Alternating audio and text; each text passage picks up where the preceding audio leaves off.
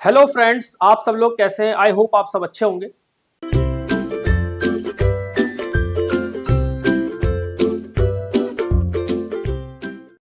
मैं आप सबका स्वागत करता हूं अपने यूट्यूब चैनल अकाउंट सीखो में। बात करते हैं बेटा 12th क्लास की। तो 12th क्लास में हमने अकाउंटेंसी स्टार्ट की है, जिसके अंदर हम ऑलरेडी बहुत सारे चैप्टर पढ़ चुके हैं। बात करें हम फंडामेंटल ऑफ पार्टनरशिप की, गुडविल की, चेंज इन पीएसआर की, रिटायरमेंट की बात करें, डेथ की बात करें। जो लास्ट टॉपिक है हमारा, वो है हमारा डिसोल्यूशन ऑफ पार्टनरशिप फॉर्म। हमने जो लास्ट सेशन में सीखा था कि डिसोल्यूशन ऑफ पार्टनरशिप क्या होता है, डिसोल्यूशन ऑफ पार्टनरशिप फर्म क्या होता है, उन दोनों में स्लाइटली थोड़ा डिफरेंस था। हमने सीखा कि पार्टनरशिप खत्म होने का मतलब कोई भी पार्टनर अगर जाएगा तो उनका जो एग्रीमेंट चेंज होगा, उसी को हम कह रहे थे dissolution of partnership. But partnership firm का मतलब क्या हुआ कि जब सारे पार्टनर क्या होंगे, चले जाएंगे, सिर्फ एक पार्टनर रह जाएगा या सारे चले जाएंगे, उसे कह रहे हैं डिसोल्यूशन ऑफ पार्टनरशिप फर्म। इसका मतलब बिजनेस का बंद होना, सिंपल लैंग्वेज में कहें तो बिजनेस का बंद होना ही क्या है, डिसोल्यूशन ऑफ पार्टनरशिप फर्म है। साथ में हमने ये देखा था कि जब बात करें पेमेंट की, जब फर्म बंद होगी तो उसका सेटलमेंट किया जाएगा कि किस तरह से पैसे का सेटलमेंट किया जाएगा। तो हमने कहा सबसे पहले क्या करना है कि जो भी हमारे पास सिक्योर्ड असेट्स होंगी उनको हम क्या करेंगे, रिलीज कराएंगे। जो भी हमने सिक्योर्ड लोन ले रखे होंगे हम क्या करेंगे, उन लोन को रिपे करेंगे।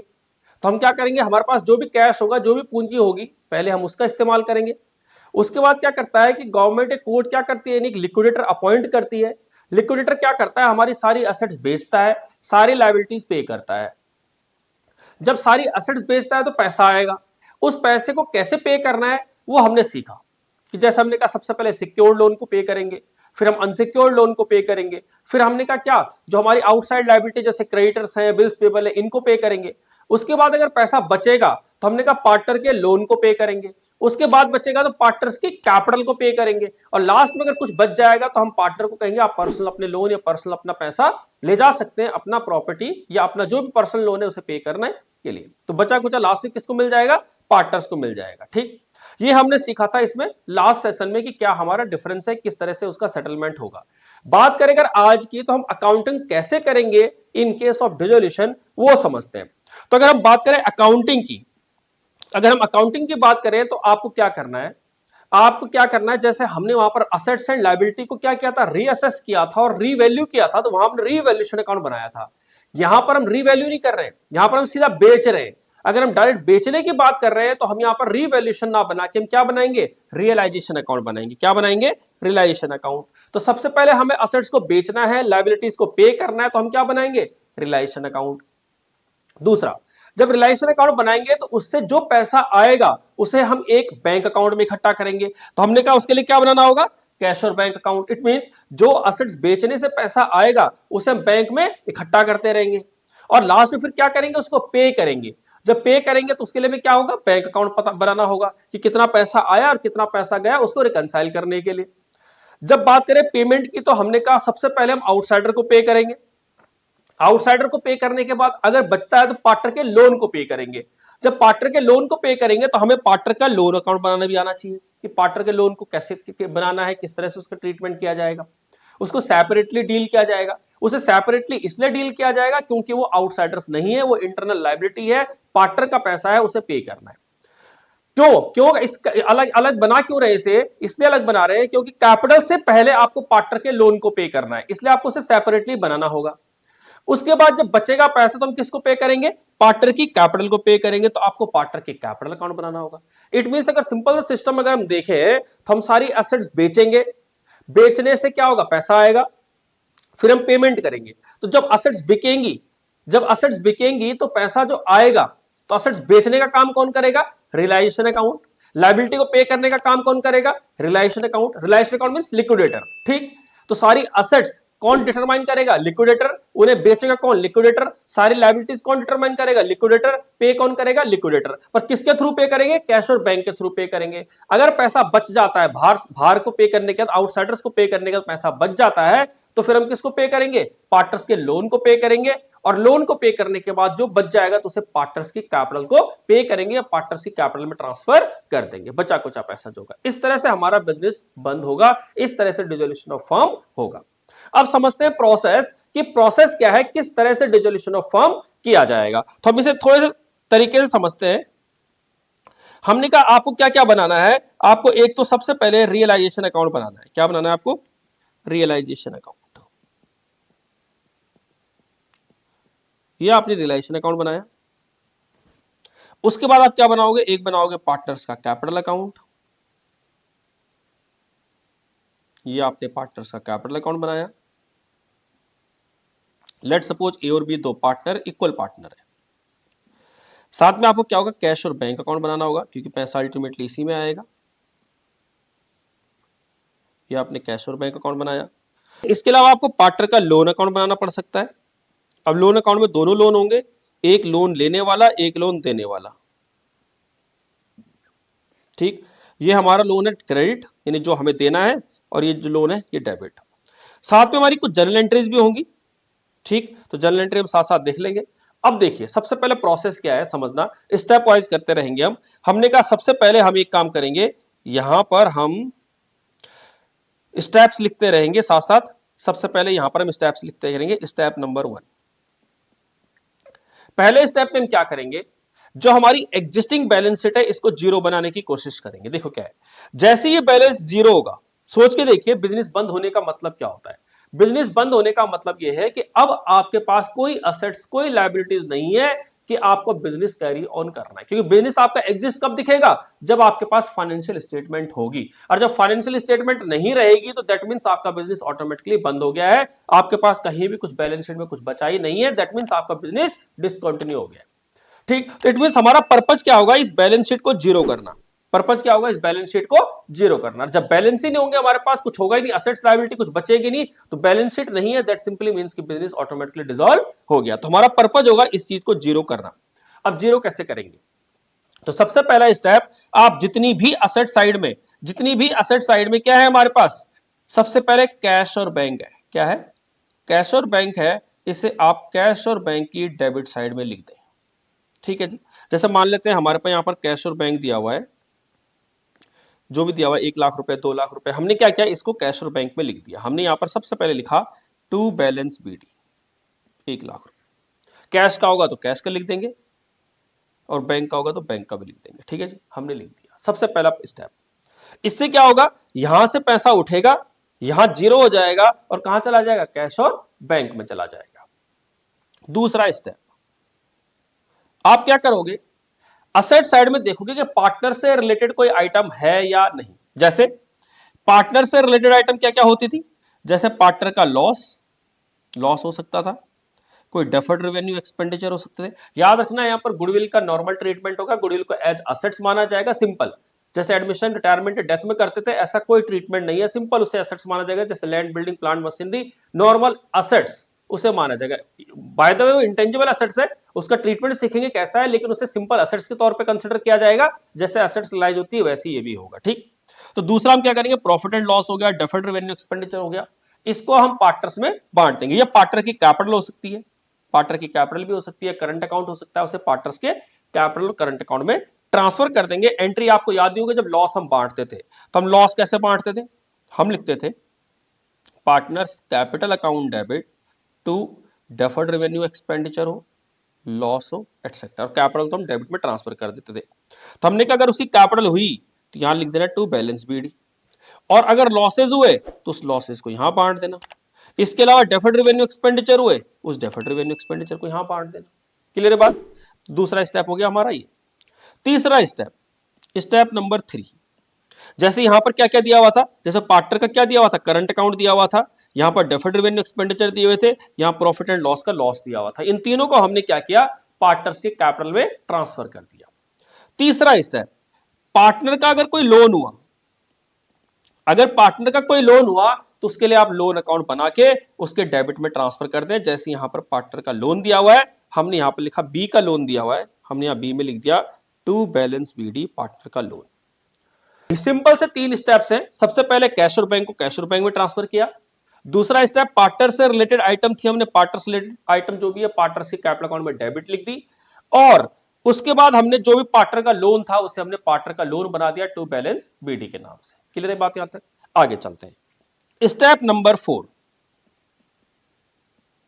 अब जितनी भी रिमेनिंग असेट्स बची हैं, जितनी भी रिमेनिंग असेट्स बची हैं उन सबको क्या करोगे आप, रियलाइजेशन अकाउंट के डेबिट में ट्रांसफर कर दोगे।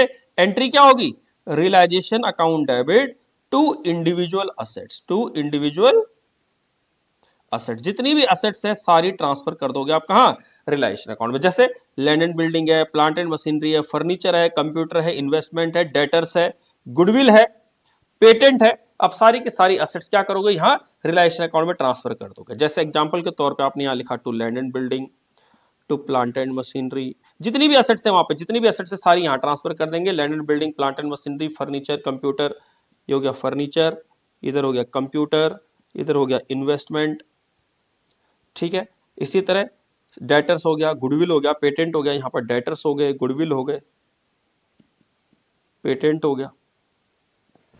याद रखना जो डेटर्स का प्रोविजन है वो अपोजिट साइड में आ जाएगा। वैसे उन्होंने अपोजिट साइड में लिखा ही हुआ है, यहां पे डेटर्स का प्रोविजन देखिए, ये हमारे क्या है, डेटर्स हैं और ये इसका प्रोविजन है, ठीक है। इसी तरह अगर कोई डेप्रिसिएशन का प्रोविजन है अगर, उसे भी अपोजिट साइड लिख देंगे। ध्यान रखना, तो जहां यहां अगर ये माइनस हो भी रहा होगा, डेटर लेस प्रोविजन लिखा होगा, तो जो लेस प्रोविजन है उसे अपोजिट साइड लिख देना है। या जैसे कोई असेट्स हो, fix assets less accumulated depreciation होगा, तो उसे क्या लिख देना, रिलेशन की क्रेडिट साइड। तो हमने यहां पर लिख दिया क्या, by provision for doubtful date, या फिर बाय प्रोविजन फॉर डेप्रिसिएशन, ये हमने लिख दिया था, ठीक। चलो देखेंगे उसे डायरेक्टली। हमने ये एंट्री की। स्टेप नंबर 4 के बाद स्टेप नंबर 5। अब स्टेप नंबर 5 में आप क्या करेंगे, अब आते हैं, ये तो हमारा सारा जीरो हो गया, हमने असेट्स में सारी आइटम ट्रांसफर कर दी, सारा जीरो हो गया। अब बात करते हैं हम लायबिलिटी की। लायबिलिटी में सबसे पहले आप देखोगे कि पार्टनर से रिलेटेड कोई आइटम है या नहीं। अगर पार्टनर से रिलेटेड आइटम्स हैं, जैसे क्या हो सकता है, कैपिटल हो सकती है, रिजर्व्स हो सकते हैं, प्रॉफिट्स हो सकता है, ठीक। इसके अलावा और ये होगी हमारी पार्टनर से रिलेटेड आइटम्स, ठीक। अब इन पार्टनर से रिलेटेड आइटम्स को क्या करेंगे हम, पार्टनर्स के कैपिटल अकाउंट में ट्रांसफर कर देंगे। कहां, क्रेडिट साइड में, यहां लिखेंगे बाय बैलेंस बीडी।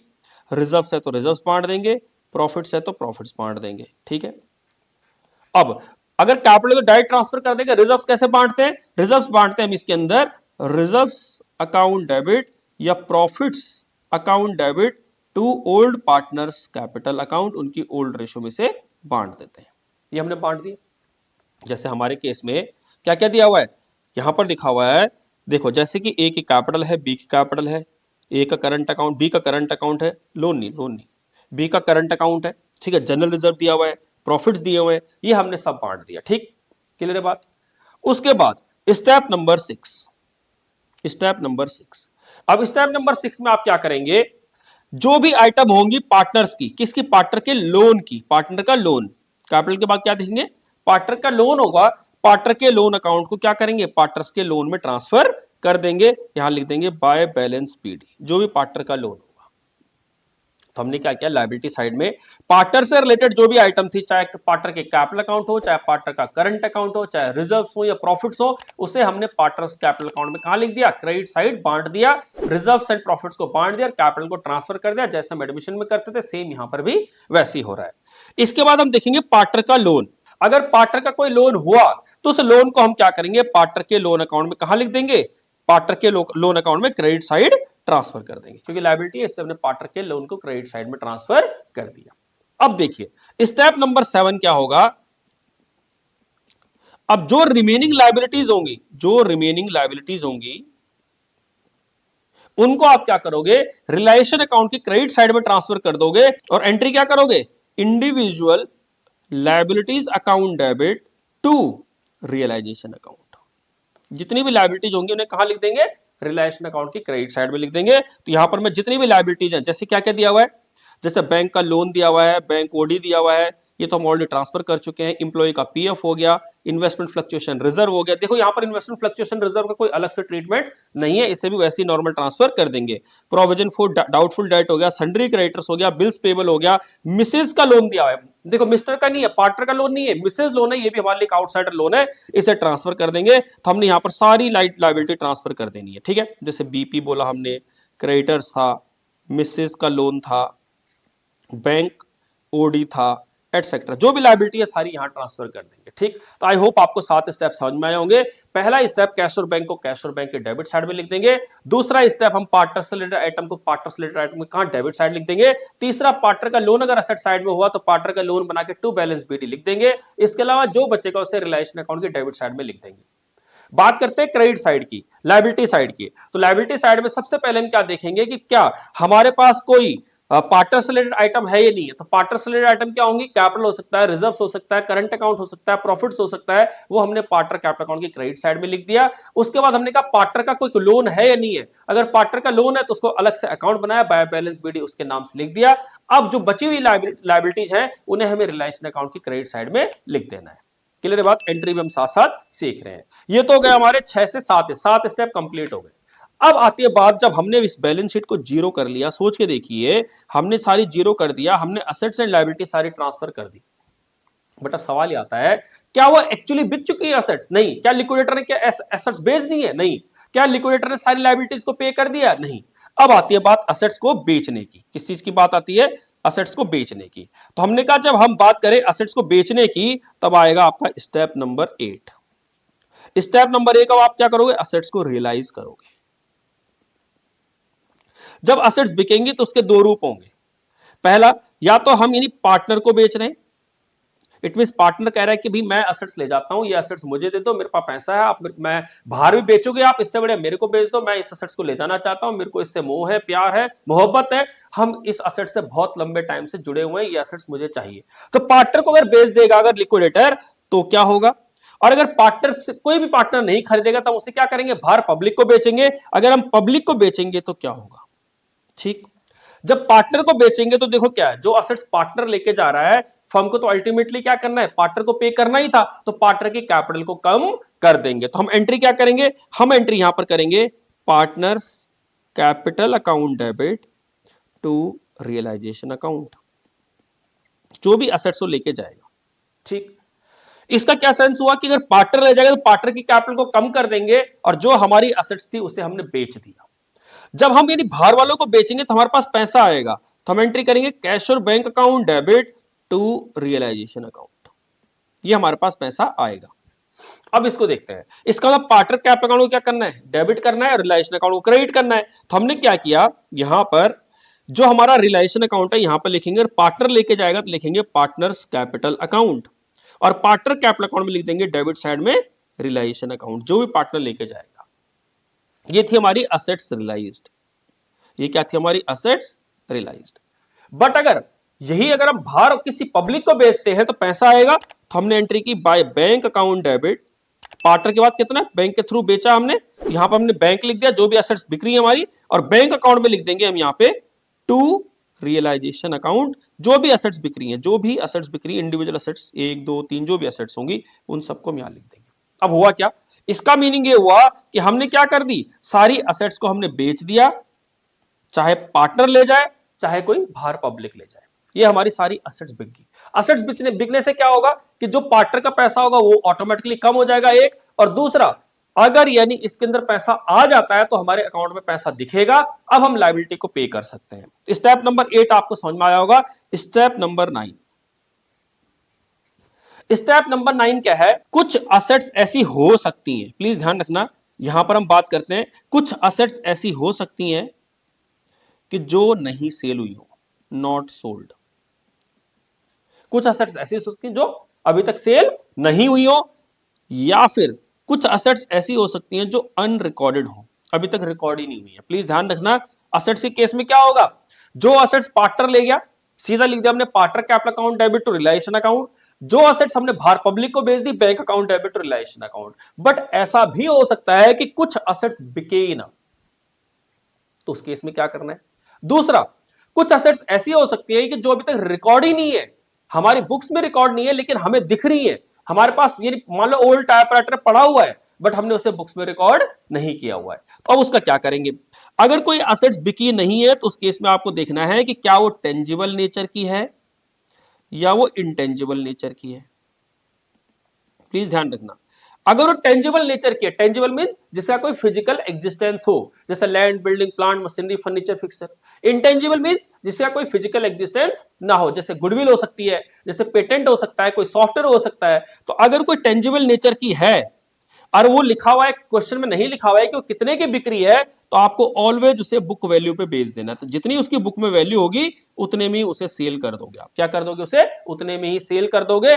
अब डिपेंड करता है, यही सेम केस होगा, या तो इस असेट्स को पार्टनर ले जा रहा होगा, या इस असेट्स को क्या होगा, कोई बैंक के थ्रू बेच रहे होंगे। अगर पार्टनर ले जाएगा इस असेट्स को तो एंट्री क्या होगी? Partners capital account debit to reliance account. और अगर बैंक के थ्रू बेच रहे होंगे तो bank account debit to reliance account. Process वही रहेगा, ठीक है। पर किस पे बेचेंगे? बुक वैल्यू पे। दूसरा, अगर इंटेंजिबल असेट्स के बारे में नहीं लिखा हुआ, अगर इंटेंजिबल असेट्स के बारे में नहीं लिखा हुआ है कि उसे कैसे बेचना है, कितने की बिक्री है, तो आपको उसे 0 रुपए में बेचना है। ऐसा माना जाता है कि इंटेंजिबल असेट्स आपकी नहीं बिकेगी, क्योंकि बिजनेस बंद हो रहा है, कौन खरीदेगा आपके इंटेंजिबल असेट्स।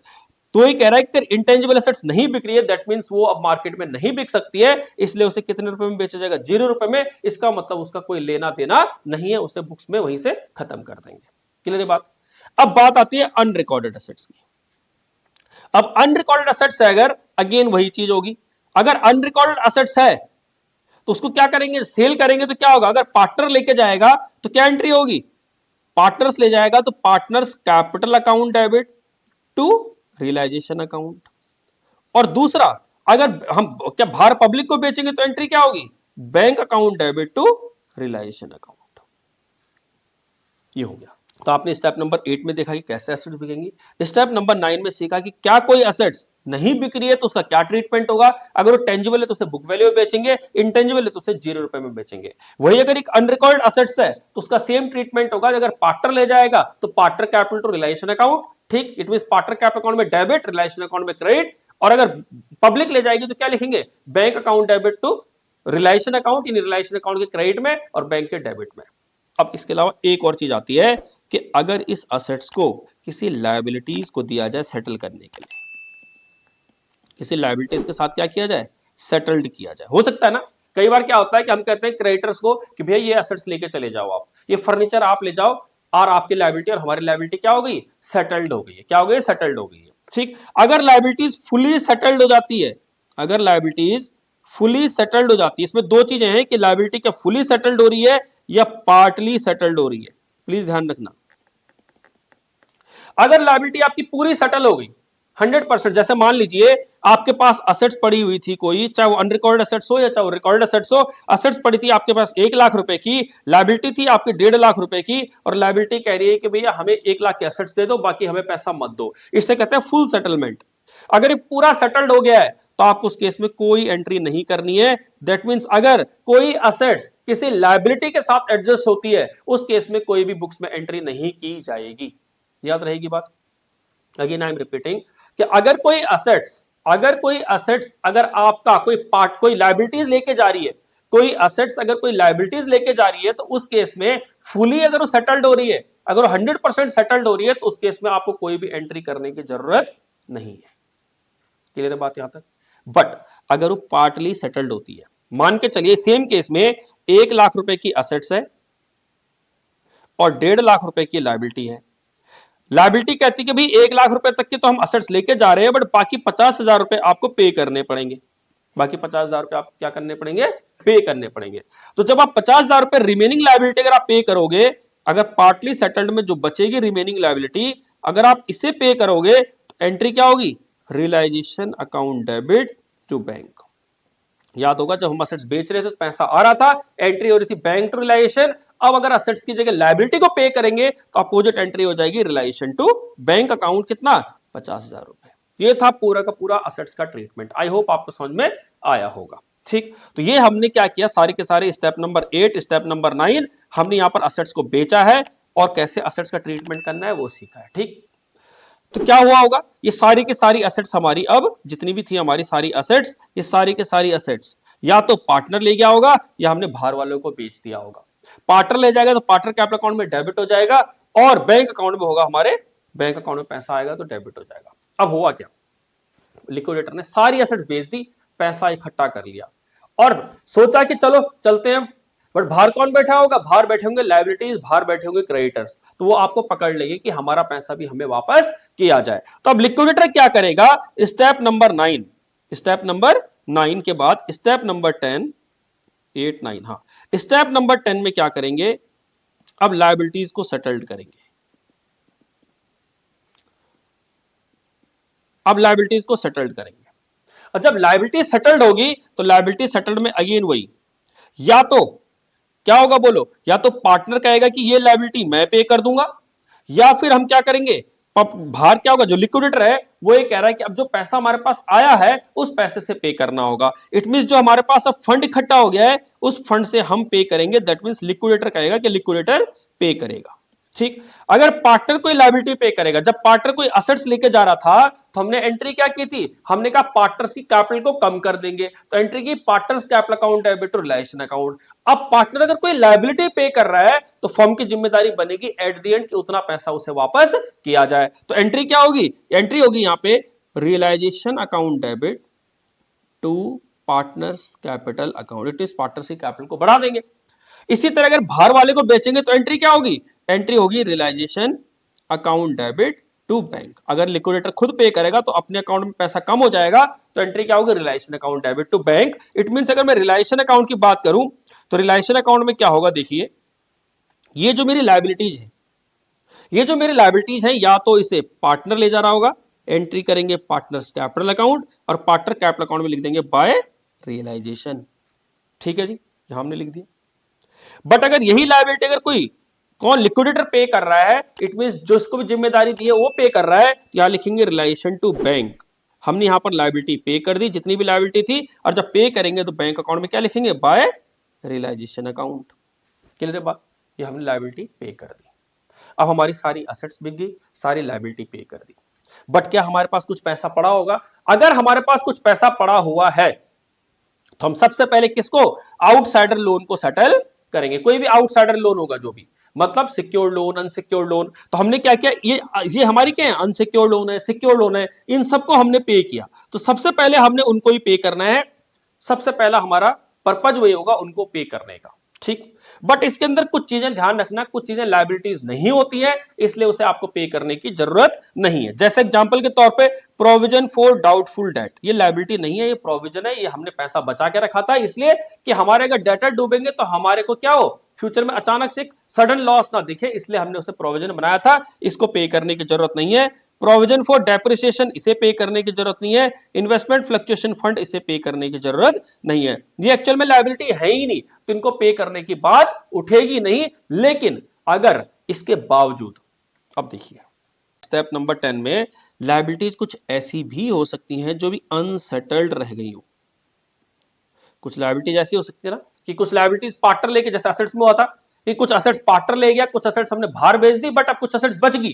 तो सेम यहां पर भी ऐसे होगा कि कुछ लायबिलिटीज पार्टनर ले गया, कुछ लायबिलिटीज को हमने पे कर दिया, कुछ लायबिलिटीज अगर बच जाती हैं, क्या क्या छोड़ के, provision for doubtful debt, provision for depreciation, investment fluctuation fund, ये लायबिलिटीज नहीं है। इनको छोड़ के अगर कुछ भी लायबिलिटी बच जाती है वो आपको 100% पे करनी है, 100% पे करनी है। पे करने का प्रोसेस वही होगा, या तो पार्टनर पे कर रहा होगा या फिर लिक्विडेटर पे कर रहा होगा। अगर पार्टनर पे करेगा तो एंट्री क्या होगी, relation account debit to partners capital account, और अगर लिक्विडेटर पे कर रहा होगा तो relation account debit to bank account. I hope आपको लायबिलिटी का भी केस समझ में आ गया होगा। ठीक, अब हुआ क्या, अब खुद देखिए, हमने सारी एसेट्स बेच दी, ये हमारी सारी एसेट्स बिक गया तो पार्टनर ले जाएगा या बैंक के थ्रू बेचेंगे। सारी लायबिलिटीज हमने पे कर दी except provision for doubtful debt, provision for depreciation, investment fluctuation fund, हमने यहां पर लायबिलिटीज को पे कर दिया। सारी एसेट्स बिक गई, सारी लायबिलिटी पे हो गई। अब अगर आपके पास इसके बावजूद भी अगर कुछ पैसा बच जाता है तो हम किसको पे करेंगे, सबसे पहले पार्टनर के लोन को पे करेंगे। तो जब पार्टनर के लोन को पे करेंगे तो पार्टनर के लोन से हमने लेना भी तो था पैसा, तो हमने कहा पार्टनर के लोन को रिलाइज करेंगे। जब रिलाइज करेंगे तो हमने यहां पे लिखा बाय बैंक, बाय बैंक। ठीक, तो हमने कहा बाय बैंक, जो भी पैसा आएगा पार्टनर्स के अकाउंट से वो ले लेंगे। तो हमने यहां पर बाय बैंक लिखा और यहां पर हमने बैंक अकाउंट में लिखा टू पार्टनर्स लोन अकाउंट, ये हम ले रहे हैं पैसा। ठीक है, ये हमने पैसा ले लिया। अब हमने देखा भाई हमारे पास कितना पैसा अवेलेबल है। अब जो भी पैसा अवेलेबल होगा, अब हम उसको क्या करेंगे, पार्टनर के लोन को पे करेंगे सबसे पहले। जब पार्टनर के लोन को पे करेंगे तो यहां लिखेंगे टू बैंक, ये हो गया पार्टनर का लोन सेटल्ड। हमने इसे सेटल किया, हमने यहां लिखा बाय पार्टनर्स लोन, कौन सा वाला है, क्रेडिट वाला लोन है, ये पे कर दिया। अभी भी अगर हमारे पास इसके बाद पैसा बच जाता है तो हमें क्या करना है, कैपिटल को पे करना है। जब कैपिटल को पे करना है तो हमने कहा स्टेप हमारे कहां तक हुए थे, 10 तक हो गए थे, तो आप क्या करोगे, स्टेप नंबर 11, स्टेप नंबर 11 में आप क्या करोगे, सबसे पहले पार्टनर के लोन को रियलाइज करोगे, जो डेबिट वाला लोन होगा। और जब डेबिट वाला लोन रियलाइज करोगे तो उससे पैसा जो आएगा, एंट्री क्या करोगे, bank account debit to partners loan, कौन सा लोन, डेबिट साइड वाला लोन, ये पैसा आ गया। स्टेप नंबर 12, आप क्या करोगे, जो भी लोन थे, जो भी आउटसाइडर के बाद पार्टनर का लोन बचा हुआ है उसे पे करोगे, तो एंट्री के पार्टनर्स लोन, कौन सा, क्रेडिट वाला पेड। अब इसे पे करोगे तो एंट्री क्या करोगे, पार्टनर्स लोन, कौन सा वाला, क्रेडिट साइड वाला, इन लाइबिलिटी वाला, टू बैंक, ये पे किया आपने और जहां जहां इसे ट्रांसफर होना था ट्रांसफर कर दिया। अब इसके बावजूद अगर आपके पास पैसा बच जाता है तो स्टेप नंबर 13 में आप क्या करोगे, रियलाइजेशन अकाउंट क्लोज करोगे। रिलेशन अकाउंट क्या होगा, क्लोज होगा, और उससे होने वाला प्रॉफिट और लॉस कहां ट्रांसफर करोगे, पार्टनर्स के कैपिटल अकाउंट में। एंट्री क्या होगी, अगर प्रॉफिट हुआ तो एंट्री करोगे आप realisation account debit to old partners capital account, और अगर लॉस हुआ तो, लॉस हुआ तो एंट्री क्या करेंगे, जो भी पार्टनर्स हैं ओल्ड पार्टनर से all partners capital account debit to realisation account, ये ऑल भी हो सकता है, ऑल रियलाइजेशन। ये हमने प्रॉफिट ट्रांसफर किया, ये हमने लॉस ट्रांसफर किया। तो अब हम क्या करेंगे, रियलाइजेशन अकाउंट क्लोज करेंगे और यहां से जो भी प्रॉफिट होगा वो या जो भी लॉस होगा वो हम पार्टनर्स में ट्रांसफर कर देंगे। लेट सपोज ए और बी है, प्रॉफिट हुआ है तो हमने यहां पे लिख दिया बाय रियलाइजेशन ए और बी, ये हो गया प्रॉफिट। अब हम क्या करेंगे, पार्टनर कैपिटल अकाउंट को क्लोज करेंगे। नेक्स्ट स्टेप क्या होगा हमारा, स्टेप नंबर 14, हम क्या करेंगे, close the partners capital account. Partners capital account close कीजिए, और जब पार्टनर्स कैपिटल अकाउंट क्लोज कर देंगे आप तो एंट्री क्या होगी, या तो पार्टनर्स को पे करना होगा या पार्टनर से रिसीव करना होगा। अगर हम पार्टनर को पे करेंगे तो क्या लिखेंगे, partners capital account debit to cash और बैंक अकाउंट, ये हमने उसे पे कर दिया। बट जब रिसीव करेंगे तो एंट्री क्या होगी, bank account debit to partners capital account. अब इसे ट्रांसफर करते हैं, पार्टनर कैपिटल अकाउंट को अगर हम पे करेंगे तो हम यहां पे लिखेंगे टू बैंक, ये पे करने की बात हो गई। बट अगर रिसीव करेंगे तो यहां पर क्या लिखेंगे, बाय बैंक, ये रिसीव करने की बात होगी, जो भी डिफरेंस आएगा। अब जब पे करेंगे तो बैंक अकाउंट में क्या लिखेंगे, इसे बाय पार्टनर कैपिटल अकाउंट, और अगर रिसीव करेंगे तो क्या लिखेंगे, टू पार्टनर्स कैपिटल अकाउंट। ठीक हो गया, क्लियर। अब लास्ट में आप देखोगे ना तो आपके बैंक अकाउंट में क्या आ रहा होगा, जो आपका बैंक अकाउंट होगा लास्ट में दोनों तरफ क्या आ रहा होगा, बराबर आ रहा होगा। तो स्टेप नंबर हमारा क्या होगा, 15। स्टेप नंबर 15 होगा close the bank account, close the bank account, bank account close कीजिए। और बैंक अकाउंट जब आप क्लोज करेंगे तो आप पाएंगे कि बैंक अकाउंट क्या है, दोनों तरफ बराबर है, और बराबर ही होना चाहिए। इट मीन्स आपके पास बैलेंस कुछ भी नहीं बचना चाहिए। यही हमारा डिसोल्यूशन का पूरा प्रोसेस है। आई होप आपको समझ में आया होगा किस तरह से हम डिसोल्यूशन करेंगे। अब इसके अंदर एक चीज छूट गई है कि बात करें डिसोल्यूशन जब होगा तो डिसोल्यूशन का एक्सपेंसेस भी तो होंगे ना, जो लिक्विडेटर अपॉइंट किया गया है उसका कुछ एक्सपेंस होगा, उसको कैसे ट्रीट करेंगे मैं आपको से सेपरेटली बताऊंगा। क्या बताऊंगा, सेपरेटली बताऊंगा कि अगर एक्सपेंसेस होंगे डिसोल्यूशन के उसका कैसे ट्रीटमेंट किया जाएगा, उसे हम सेपरेटली डील कर लेंगे। बट मैंने आपको एक पूरा प्रोसेस बताया कि हम डिसोल्यूशन किस प्रकार करते हैं। आप स्क्रीनशॉट ले सकते हैं। आई होप आपको समझ में आया होगा किस तरह से हम डिसोल्यूशन का पूरा प्रोसेस कंप्लीट करते हैं। ठीक है जी, ये स्टेप्स हैं, ये हमने सारे अकाउंट बनाए हैं एक एक करके, क्या आप वो ले लेना स्क्रीनशॉट।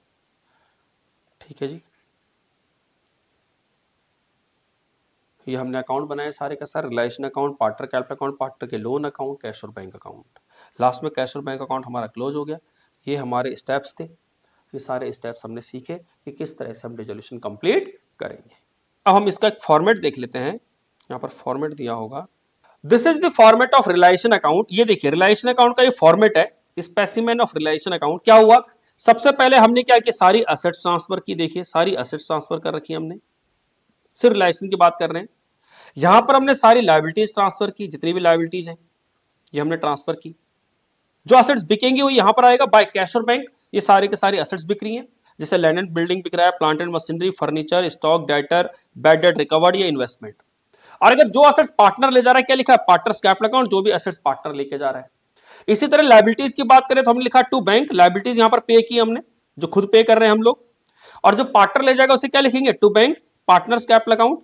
ये तो रिलेशन के एक्सपेंसेस हैं, इसको हम बाद में डील करेंगे। जो भी पार्टनर्स लेके जाएगा उसे लिखेंगे to partners capital account. Partners capital account relation expenses की जगह इसमें डाल देते हैं। रिलेशन एक्सपेंसेस को हम बाद में डील करेंगे, किस तरह डील करना है इसे छोड़ देते हैं। यहां पर लिखेंगे पार्टनर्स कैपिटल अकाउंट, जो भी लायबिलिटी पार्टनर पे कर रहा है। अब उसके अलावा जो बचेगा प्रॉफिट, जो भी प्रॉफिट हुआ उसे पार्टनर में ट्रांसफर कर दिया, लॉस हुआ तो उसे पार्टनर में ट्रांसफर कर दिया। This is the simple format of realisation account, जो कि हम ऑलरेडी स्टेप वाइज समझ चुके हैं।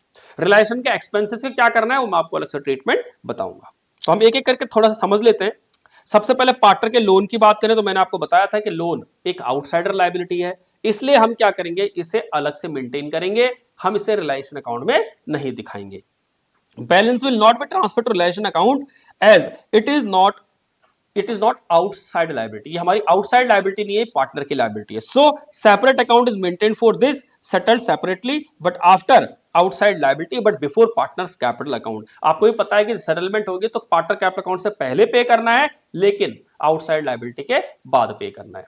ठीक, बात करते हैं रिजर्व्स एंड प्रॉफिट से ट्रांसफर की, हम ऑलरेडी सीख चुके हैं। General reserve account debit, profit and loss account debit to partner capital account, ये हमारे प्रॉफिट से रिजर्व से ट्रांसफर कर दिया। लॉस ट्रांसफर करेंगे तो partners capital account debit to loss और टू डेफर्ड रेवेन्यू एक्सपेंडिचर, जो कि हम ऑलरेडी सीख चुके हैं। हम ये फॉर्मेट भी सीख चुके हैं। अब हम बात करते हैं एक एक आइटम की। ये इंपॉर्टेंट आइटम है कि वर्कमैन कंपनसेशन रिजर्व का क्या ट्रीटमेंट होगा in case of dissolution of partnership firm. जब हमने एडमिशन पढ़ा, रिटायरमेंट पढ़ा, डेथ पढ़ा, वहां पर अलग ट्रीटमेंट था, यहां पर वर्कमैन कंपनसेशन का अलग ट्रीटमेंट होगा। ठीक, अब एक एक केस करके पढ़ते हैं कि क्या होगा, समझिए। हम कह रहे हैं हमारी बैलेंस शीट दी हुई है और बैलेंस शीट में वर्कमैन कंपनसेशन रिजर्व दिया हुआ है, मान के चलते हैं कितने का, 50,000 रुपए का। अब पॉसिबिलिटी देखते हैं क्या क्या है। ठीक, पहला केस वो कहता है कि liability against workman compensation reserve does not exist, मतलब लायबिलिटी कोई आई ही नहीं। हम ऑलरेडी डिसोल्यूशन का प्रोसेस पढ़ चुके हैं, सारा स्टेप वाइज सीख चुके हैं, सारा कैसे होना है डिसोल्यूशन पूरा, बट इसमें अंदर कुछ आइटम्स ऐसी हैं जो आपको अलग से ट्रीटमेंट सीखने की जरूरत है। जैसे हम बात करें किसकी, वर्कमैन कंपनसेशन की, बात करें रिलेशन एक्सपेंसेस की, तो हम अलग से देखेंगे। ठीक, तो हम बात करें सबसे पहले वर्कमैन कंपनसेशन रिजर्व की, तो वर्कमैन कंपनसेशन रिजर्व कितना है हमारा, 50,000 रुपए पहले से पड़ा हुआ है, बचा के रखा हुआ है। क्योंकि अगर मान लो फ्यूचर में कहीं वर्कमैन कंपनसेशन के लिए क्लेम हो या वर्कर को कोई नुकसान हो और क्लेम करे, उस केस में हमारे पास फंड होना चाहिए। तो हमारे पास 50,000 रुपए का फंड पड़ा हुआ है।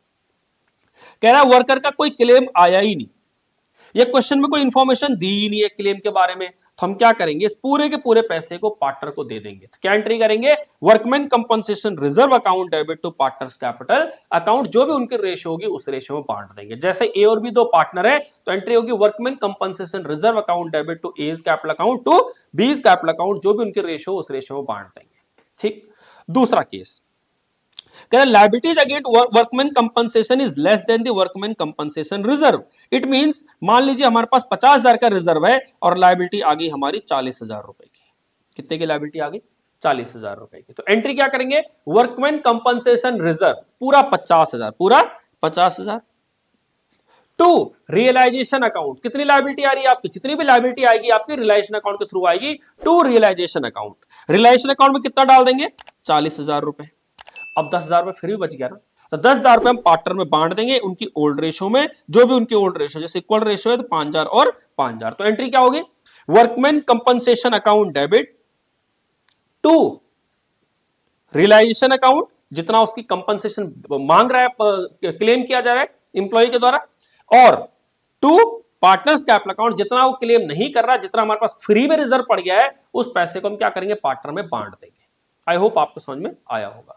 नेक्स्ट केस देखते हैं क्या है। हाँ, बट अब जो भी रिलायेशन अकाउंट होगा, अभी ये क्या है, लायबिलिटी क्रिएट होगी ना आपकी 40,000 रुपए की, ये आपको पे करनी पड़ेगी। और जब पे करोगे तो एंट्री करोगे realisation account debit to bank. Liability जब जब पे होंगी सेम एंट्री होगी realisation account debit to bank. तो हमने जो बचा हुआ 40,000 रुपए जो हमें पे करना था वो हमने इसको पे कर दिया। नेक्स्ट केस देखते हैं क्या लिखा हुआ है। कह रहा है liability against workman compensation reserve is equal to workman compensation reserve. It means जो लायबिलिटी आई है वर्कमैन कंपनसेशन रिजर्व के अगेंस्ट, कि जितना हमें वर्कर को देना है और उतना ही हमारे पास पैसा भी पड़ा हुआ है। तो हमने कहा सारे का सारा पैसा हम कहां ट्रांसफर कर देंगे, वर्कमैन कंपनसेशन में ट्रांसफर कर देंगे। और जब वर्कमैन कंपनसेशन में ट्रांसफर करेंगे तो एंट्री क्या होगी, workman compensation reserve account debit to realisation account. पूरा का पूरा हम लायबिलिटी में ट्रांसफर कर देंगे। और जिस दिन पे करेंगे क्या करेंगे, realisation account debit to bank account, पूरा जो भी 50,000 है सारा का सारा। तो हमने कहा क्या एंट्री करेंगे, workman compensation account debit to realisation account 50,000 रुपए, और जिस दिन पे करेंगे उस दिन क्या होगा, realisation account debit to bank account 50,000 रुपए। ये हमने क्या किया, वर्कमैन कंपनसेशन रिजर्व टू क्या क्या, रियलाइजेशन और realisation to bank. I hope आपको बात समझ आई होगी। नेक्स्ट केस देखते हैं क्या लिखा हुआ है। नेक्स्ट केस लिखा है कि liability against workman compensation reserve is more than the workman compensation reserve. It means अब हमारी लायबिलिटी जो आ गई वो मान लो आ गई 70,000 रुपए। कितनी आ गई, 70,000। लायबिलिटी ज्यादा आ गई। जब लायबिलिटी ज्यादा आ गई तो अब क्या होगा, अब क्वेश्चन बनता है। तो अब आप क्या करेंगे, देखिए समझिए। हमने कहा हमारे पास लायबिलिटी 70,000 आ गई, वर्कमैन कंपनसेशन रिजर्व कितना पड़ा हुआ है, 50,000। बट रियलाइजेशन अकाउंट में कितना ट्रांसफर कर देंगे, 70,000। हमें इतना पे करना है। तो बाकी बचा क्या होगा, बाकी बचा हुआ आप क्या करोगे, रियलाइजेशन अकाउंट डेबिट करोगे कितने से, 20,000 रुपए से। कितने से, 20,000 रुपए से। और जब पेमेंट की बात आएगी तो एंट्री क्या करोगे, realisation account debit to bank account कितना, पूरा 70,000। तो इस प्रकार हमारा क्या होगा, वर्कमैन कंपनसेशन रिजर्व को हम क्या करेंगे, कंसिडर करेंगे। तो हमने सारे केसेस सीख ले। अब इसमें वैसे हम एग्जांपल कर ही चुके हैं, बट फिर भी एक एग्जांपल देख लेते हैं क्या लिखा हुआ है। कह रहा है Shiv Mohan were partner sharing profits and loss in the ratio of 3:2, give journal entries. आपको इस केस में क्या करनी है, जर्नल एंट्रीज देनी है। सबसे पहले वर्कमैन कंपनसेशन रिजर्व आपका कितना है, बैलेंस शीट में 75,000 रुपए पड़ा हुआ है, लेकिन आपका कोई भी क्लेम नहीं आया है। तो एंट्री क्या करेंगे, अब हम एंट्री करेंगे workman compensation reserve account debit to old partners capital account, सारा पार्टनर में बांट देंगे।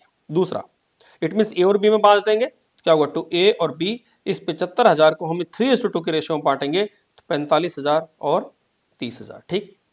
दूसरा केस वो कह रहा है कि वर्कमैन कंपनसेशन रिजर्व है 60,000 और लायबिलिटी है 35,000। तो हमने कहा एंट्री क्या करेंगे, workman compensation reserve account debit कितना हमारे पास पड़ा हुआ है, कितना 60,000, और रियलाइजेशन अकाउंट कितना, लायबिलिटी कितनी आ गई, 35,000। तो बाकी बचा 25,000 उसे पार्टनर में बांट देंगे, दैट इज ए और बी में बांट देंगे।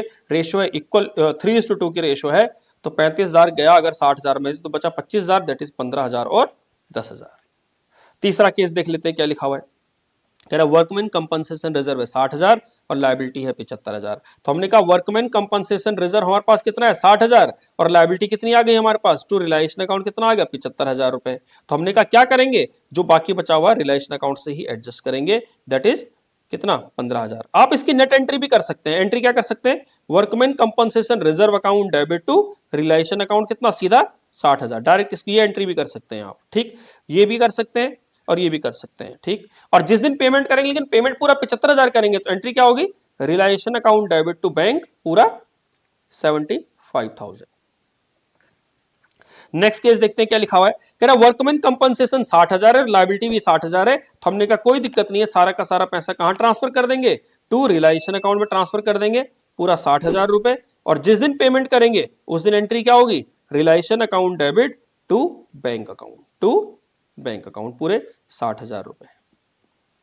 एंड लास्ट केस कह रहा है कि वर्कमैन कंपनसेशन रिजर्व है ही नहीं हमारे पास, सिर्फ लायबिलिटी है। तो हमने कहा कोई दिक्कत नहीं है, डायरेक्टली पे कर देंगे। एंट्री क्या होगी, realisation account debit to bank, एक किस्म से ये अनरिकॉर्डेड लायबिलिटी होगी, 15,000 रुपए। आई होप आपको रियलाइजेशन का कॉन्सेप्ट समझ में आया होगा, वर्कमैन कंपनसेशन को किस तरह से रियलाइजेशन अकाउंट में ट्रीट किया जाएगा। ठीक, ये असेट्स के बारे में हम ऑलरेडी सीख चुके हैं कि असेट्स को हम रियलाइज कैसे करेंगे।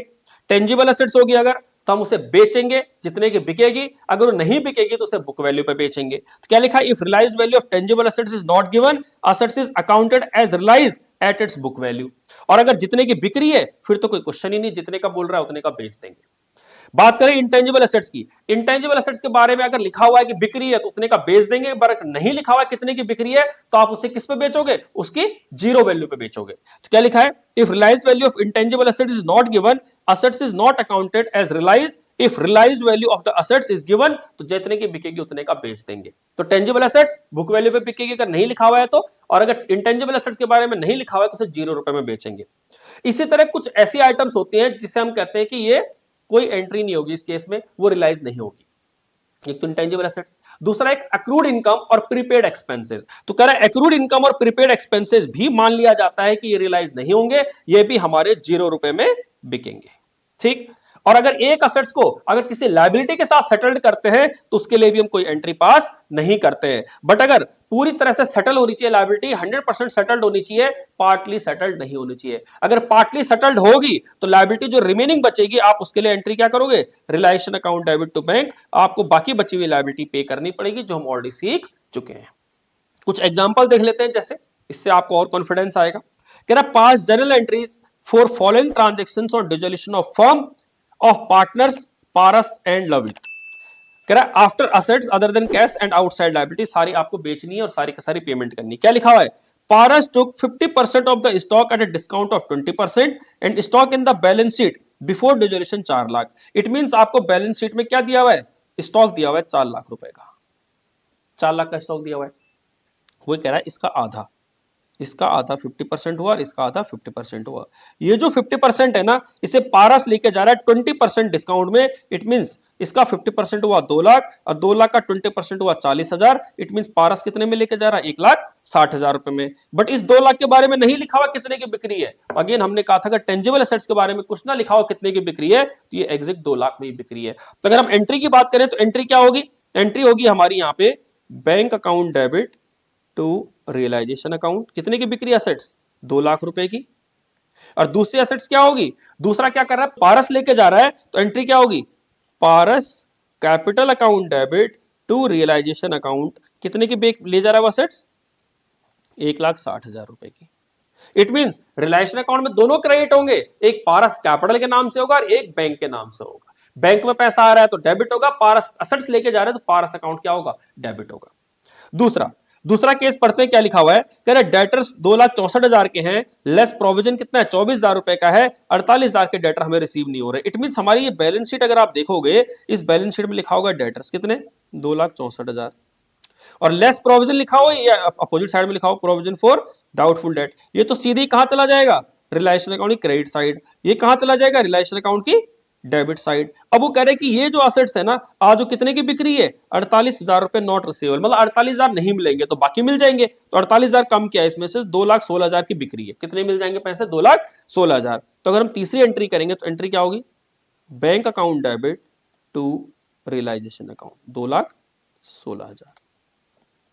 आई होप आपको समझ में आ रहा होगा। नेक्स्ट केस देखते हैं, नेक्स्ट केस क्या लिखा हुआ है। नेक्स्ट केस लिखा हुआ है उसने कि furniture transfer to realisation account 50,000। अब देखो आपने बैलेंस शीट में क्या किया होगा, ये बैलेंस शीट है आपकी, यहां पर फर्नीचर लिखा होगा। जब ये फर्नीचर लिखा होगा कितने का, 50,000 रुपए का, आपने जब रियलाइजेशन अकाउंट बनाया होगा तो रियलाइजेशन अकाउंट में डेबिट में लिख दिया होगा आपने फर्नीचर 50,000 रुपए। बट इसके बारे में लिखा नहीं है कितने का बिक रहा है, तो ऑब्वियस सी बात है जब टेंजिबल एसेट्स के बारे में नहीं लिखा हो कितने का बिक रहा है तो उसे बुक वैल्यू पर बेच देंगे। और जब बुक वैल्यू पर बेचेंगे तो एंट्री क्या होगी, bank account debit to realisation account पूरे 50,000 रुपए। ठीक, नेक्स्ट देखते हैं क्या लिखा हुआ है। कह रहा है land and building realise 8 lakh against book value 5 lakh. कह रहा है बुक्स में 5 लाख की दी हुई है, इट में से 5 लाख कहां जा रहा होगा, ये रियलाइजेशन के डेबिट साइड में ट्रांसफर किया होगा हमने टू लैंड एंड बिल्डिंग के नाम से 50,000। बट आज कितने की बिक्री है, 8 लाख रुपए की बिक्री है। तो जब 8 लाख की बिक्री है तो हम एंट्री क्या करेंगे, bank account debit to realisation account पूरे 8 लाख रुपए। हमने कहा 8 लाख में बिक्री, तो हमने 8 लाख रुपए रिसीव कर लिए। नेक्स्ट कहता है investment transfer to realisation account, same जैसे फर्नीचर का केस था सेम इन्वेस्टमेंट का केस भी है। कह रहा है कि इन्वेस्टमेंट हमने सिर्फ बुक्स से ट्रांसफर किए रियलाइजेशन अकाउंट में 60,000, पर इसके बारे में नहीं लिखा कितने की बिक्री है। अगेन इसे बुक वैल्यू पर बेच देंगे। एंट्री होगी हमारी क्या, एंट्री होगी हमारी bank account debit to realisation account कितना, पूरे 60,000 रुपए। नेक्स्ट लिखा हुआ है goodwill transfer to realisation account 1 lakh. अब आप सोचिए, गुडविल हमने ट्रांसफर की होगी, इट मीन हमारी गुडविल ऑलरेडी बैलेंस शीट में दी होगी। जब हमने रिलायशन अकाउंट बनाया होगा, हमने यहां लिखा होगा गुडविल 1 लाख रुपए। अब गुडविल हमारी इंटेंजिबल असेट्स है। अगर इंटेंजिबल असेट्स के बारे में नहीं लिखा है कि कितने की बिक्री है, तो ये हमेशा कितने की बिकेगी, 0 रुपए की। और जब 0 रुपए की बिकेगी तो उसकी कोई एंट्री करने का कोई सेंस बनता नहीं है, तो इसकी कोई एंट्री नहीं होगी। बात करते हैं पेटेंट की। पेटेंट की कह रहा है बुक वैल्यू कितनी है, 50,000, और कितने की बिक्री है, 25,000 में। अगर 50,000 की चीज 25,000 में बिक्री है, तो देखो इंटेंजिबल असेट्स तो है, लेकिन इसकी रिलाइजेबल वैल्यू है, क्या दे रखी है इसकी रिलाइजेबल वैल्यू, 25,000, तो हम इतने में बेच देंगे। हम एंट्री क्या करेंगे, bank account debit to realisation account पूरे 50,000 रुपए। ठीक है जी। लास्ट केस लिखा हुआ है accrued income prepaid expenses in balance sheet before transfer to realisation account 50,000 और 20,000 दे रखे हैं। हमने पहले भी कहा था कि इसमें एक्रूड इनकम और प्रीपेड एक्सपेंसेस को माना जाता है कि ये रिलाइज नहीं होंगे, ये पैसा वापस रिकवर नहीं होगा, इसलिए हम इसके लिए कोई एंट्री नहीं करेंगे, नो एंट्री। क्लियर बात? आई होप आपको क्वेश्चन समझ में आया होगा। नेक्स्ट आता, हम ऑलरेडी सीख चुके हैं कि payment of liabilities and unrecord assets कैसे होगा, डिटेल में सीख चुके हैं हम, फिर भी जनरल एंट्री देख लेते हैं। कह रहा है liabilities are paid at their book value. अगर क्वेश्चन में कुछ नहीं लिखा हो तो आप उसे बुक वैल्यू पर पे करना है। असेट्स के बारे में लिखा हो अगर, तो उसे उतनी वैल्यू पर बेचना है, नहीं लिखा हो तो उसे टेंजिबल असेट्स से तो बुक वैल्यू में बेचना है, इंटेंजिबल असेट्स से तो 0 रुपए में बेचना है। तो कह रहा है अकाउंटिंग ट्रीटमेंट देख लेते हैं अनरिकॉर्ड एसेट्स का। अगर कोई अनरिकॉर्ड एसेट्स बिक्री है तो एंट्री होगी कैश और bank account debit to realisation account, सीख चुके हैं। अगर कोई अनरिकॉर्ड एसेट्स कोई पार्टनर ले जाएगा तो सेम एंट्री होगी partners capital account debit to realisation account. इसी तरह अगर हम बात करें अकाउंटिंग ट्रीटमेंट किसी अनरिकॉर्डेड लायबिलिटी का, तो क्या करेंगे, अगर अनरिकॉर्डेड लायबिलिटी पे कर रहे हैं तो realisation account debit to bank account, जो हम ऑलरेडी सीख चुके हैं, जब हमने पूरे स्टेप सीखे। और अगर कोई अनरिकॉर्ड एसेट्स अगर कोई पार्टनर ले जाएगा तो एंट्री क्या होगी, existing partners capital account debit to, sorry, अगर कोई पार्टनर लायबिलिटी पे करेगा तो एंट्री क्या होगी, realisation account debit to partners capital account.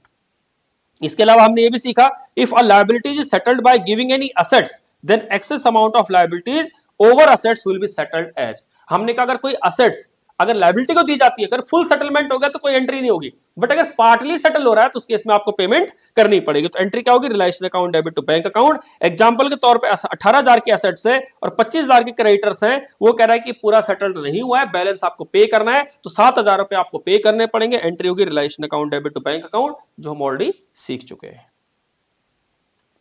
इस पर बेस्ड एक एग्जांपल है, एग्जांपल देख लेते हैं क्या लिखा हुआ है। कह रहा है pass the journal entries for the following transactions. ये unrecorded assets and unrecorded liability के बारे में बात हो रही है।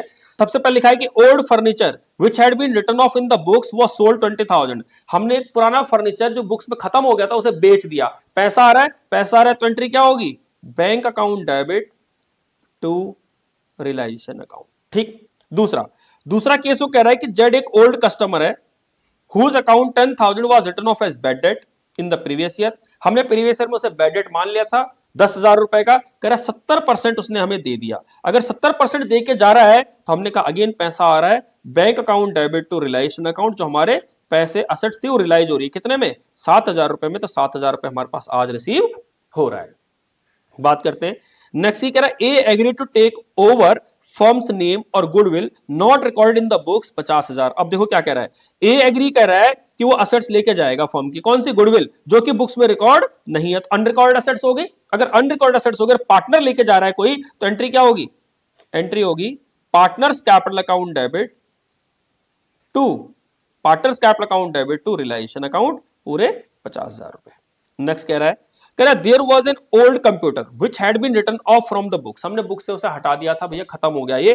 कह रहा है it was estimated to realise 5,000। हमने अंदाजा लगाया कितने का बिक जाएगा, ये 5,000 का बिक जाएगा, but it is taken by B, इसे पार्टनर बी लेगा कितने में, एस्टिमेटेड प्राइस लेस 30%, यानी 5,000 में से 30% कम, 1,500 कम में, इट मींस कितने में, 3,500 में। कौन लेके जा रहा है, पार्टनर। अगर पार्टनर लेके जाएगा तो एंट्री क्या होगी, B's capital account debit to realisation account 3,500 रुपए। आई होप आपको बात समझ में आ रही होगी, इजी क्वेश्चन है। आगे देखते हैं, कह रहा stock costing 20,000 had been written off from the books of being absolute. कह रहा स्टॉक हमारा खराब हो गया था, ऑब्सोलीट हो गया था, इसलिए हमने उसे बुक से हटा दिया। 20,000 रुपए का स्टॉक वाज वैल्यूड 5,000। स्टॉक की आज वैल्यूएशन की उस खराब स्टॉक की तो 5,000 वैल्यू निकली। Taken by partner in their profit sharing ratio. और इसको कौन ले गया? पार्टनर ले गया अपनी प्रॉफिट शेयरिंग रेशियो में। तो जैसे मान लेते ए पार्टनर है, A B to realisation account, 5,000 है तो 2,500 2,500 टू रियलाइजेशन अकाउंट। लास्ट कह रहा है machinery transfer to realisation account 6 lakh. It mean हमने मशीनरी को क्या किया? रियलाइजेशन अकाउंट में ट्रांसफर किया। अगर मैं रियलाइजेशन अकाउंट बनाया होगा तो बैलेंस शीट से मैंने ट्रांसफर की मशीनरी को कितना? 6 लाख रुपए।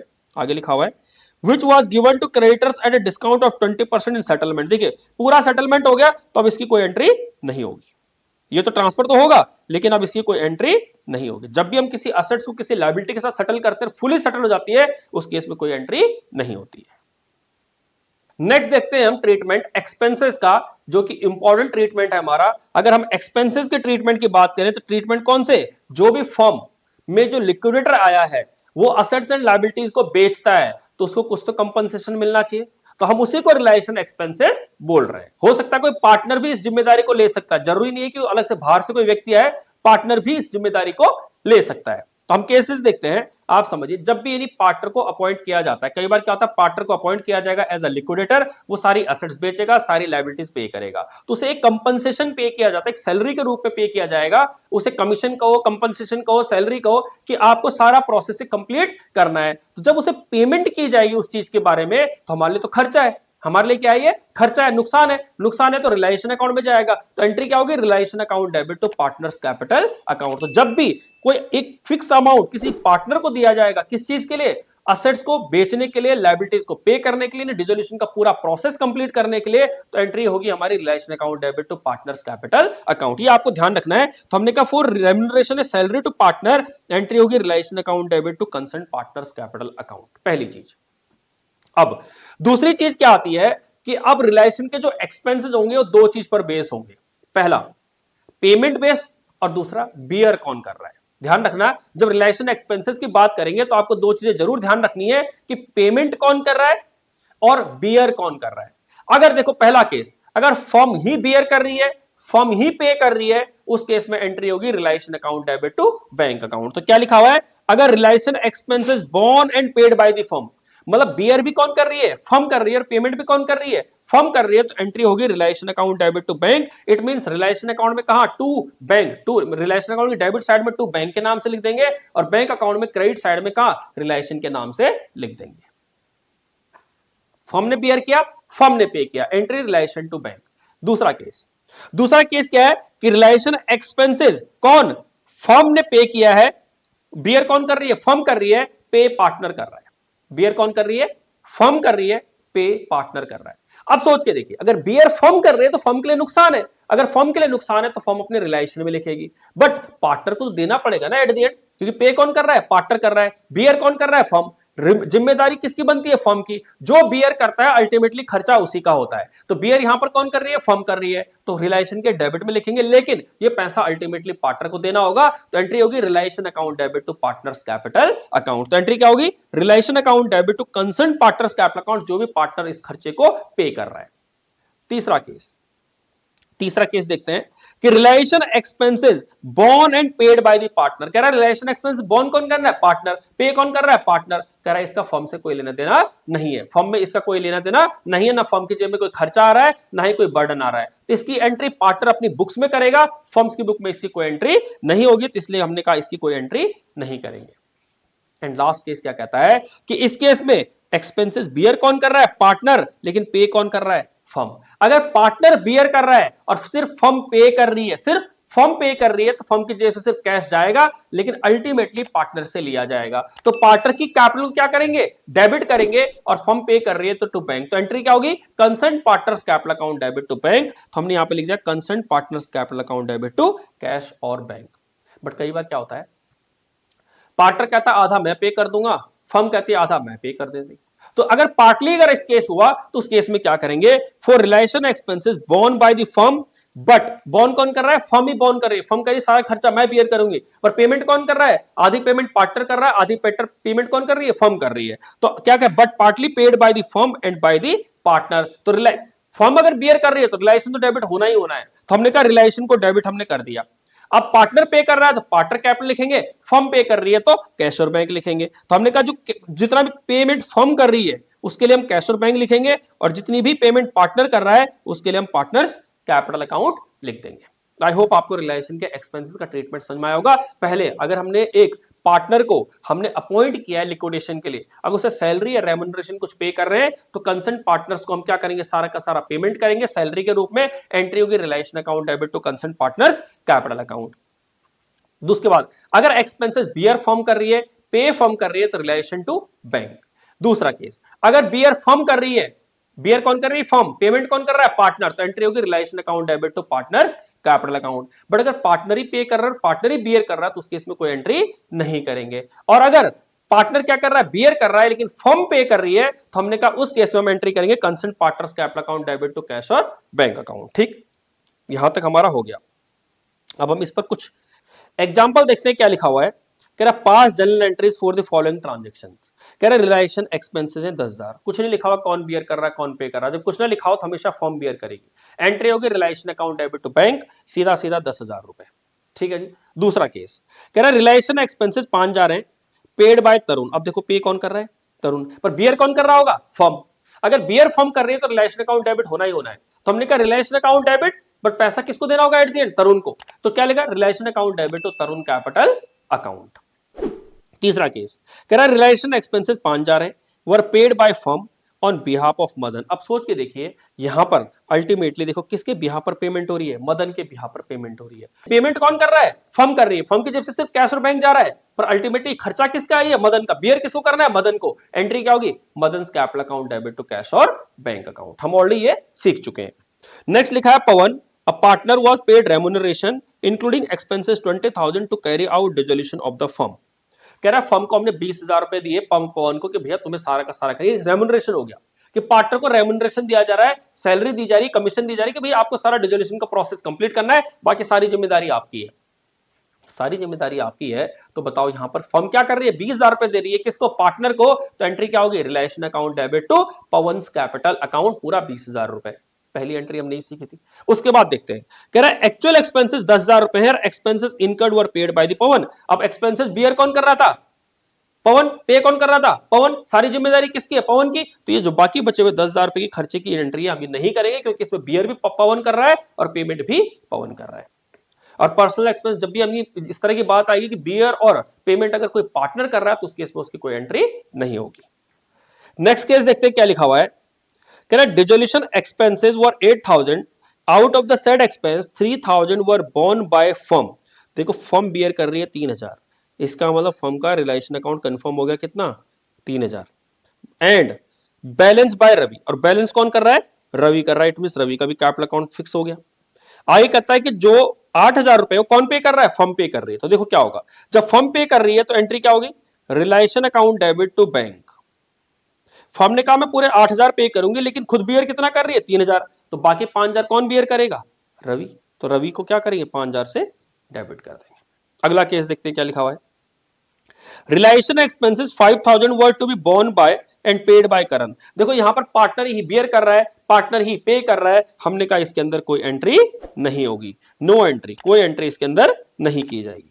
अगला केस देखते हैं, कह रहा Manoj, a partner is to carry out dissolution of the firm at an agreed remuneration of 10,000। Again हम उसको क्या करें, 10,000 रुपए का रेमुनरेशन दे रहे हैं, तो हमने कहा एंट्री करेंगे realisation account debit to Manoj capital account, पूरे 10,000 रुपए। Realisation account debit to Manoj capital account, पूरे 10,000 रुपए। बात करते हैं नेक्स्ट की, कह रहा देव, a partner is paid remuneration 15,000 for dissolution of the firm, relation expenses of rupees 8,000 are paid by the firm। अब देखो देव है, एक पार्टनर है, उसे हमने क्या किया, रेमुनरेशन पे किया, कितना, 15,000 रुपए।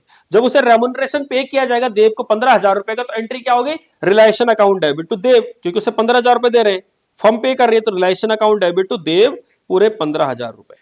अब जो 8,000 रुपए का खर्चा है वो कौन पे कर रही है, फर्म पे कर रही है, तो relation account debit to bank 8,000 रुपए। क्या होगी entry, realisation account debit to bank 8,000 रुपए, जो कि हम ऑलरेडी सीख चुके हैं। लास्ट केस कहता है कि रिलेशन एक्सपेंसेस 5,000 के हैं, वर to be borne bye Pavit. Pavit एक पार्टनर है कि रिलेशन के एक्सपेंसेस कौन बियर करेगा, पवित बियर करेगा। तो इस बार पवित का पार्टनर क्या होगा, पवित का जो है अकाउंट वो डेबिट होगा। पर कह रहा है कि how ever it was paid by Hitesh another partner.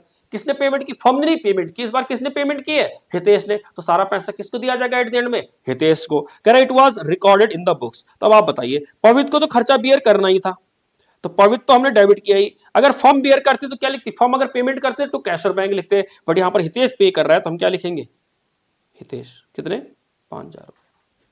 तो आई होप आपको ये एक्सपेंसेस का भी ट्रीटमेंट समझ में आया होगा, किस तरह से हम एक्सपेंसेस का ट्रीटमेंट करेंगे इन केस ऑफ डिसोल्यूशन। तो इस तरह से हमने देखा कि रियलाइजेशन के एक्सपेंसेस का किस तरह से ट्रीटमेंट होगा। हमने पूरा चैप्टर सीख लिया है। अगर हम बात करें डिसोल्यूशन की, तो हमने कहा रियलाइजेशन अकाउंट कैसे बनाना है, पार्टनर का कैपिटल अकाउंट कैसे बनाना है, पार्टनर का लोन अकाउंट कैसे बनाना है, लोन में डेबिट हो या क्रेडिट हो तो कैसे बनाना है। अगर हम बात करें कैश और बैंक अकाउंट को कैसे बनाना है, इवन हमने ये सीखा कि सेटलमेंट कैसे की जाएगी, पेमेंट कैसे की जाएगी, क्लोजर कैसे किया जाएगा। साथ में हमने सीखा एक्सपेंसेस का क्या ट्रीटमेंट होगा, हमारे प्रॉफिट एंड लॉस का क्या ट्रीटमेंट होगा। अगर हम बात करें डेफर्ड रेवेन्यू एक्सपेंडिचर की या जनरल रिजर्व की, उसका क्या ट्रीटमेंट होगा। साथ में हमने सीखा कि वर्कमैन कंपनसेशन रिजर्व का यहां पर अलग से कैसे ट्रीटमेंट होगा इन केस ऑफ डिसोल्यूशन। तो आई होप आपको पूरा का पूरा चैप्टर समझ में आ गया होगा। हमने पूरी डिटेल में समझ लिया रिलेशन अकाउंट डिसोल्यूशन, पूरी डिटेल में समझ लिया है। अब जो इससे बचे हुए क्वेश्चन होंगे वो डेफिनेटली हम नेक्स्ट क्लास में कवर करेंगे, नेक्स्ट सेशन में कवर करेंगे, नेक्स्ट वीडियो में कवर करेंगे, जिससे कि आपका कॉन्फिडेंस और ज्यादा बढ़े। बाकी अगर आपको हमारे एफर्ट्स अच्छे लग रहे हो, आपको वीडियोस अच्छी लग रही हो, आपको कुछ फायदा हो रहा हो, तो आप हमारी वीडियोस को क्या कर सकते हैं? लाइक कर सकते हैं, चैनल को सब्सक्राइब कर सकते हैं और वीडियोस को शेयर कर सकते हैं। ज्यादा से ज्यादा ग्रुप में से भेजिए, जिससे ज्यादा से ज्यादा स्टूडेंट्स का इससे फायदा हो। बाकी मिलते हैं नेक्स्ट वीडियो में। Thank you so much.